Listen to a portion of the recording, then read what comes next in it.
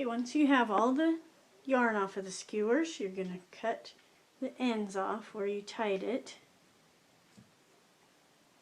and then cut it to length, which in this case I'm going to have it be half, because then when you put it on the doll it goes in half, doubled over like that. I'm going to have 2 ponytails, and so that's how it will be.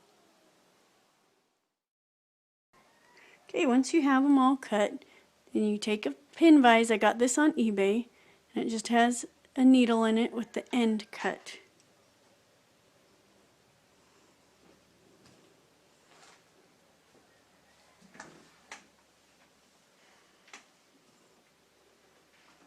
And then you just poke it through. So I do it in half, find the middle,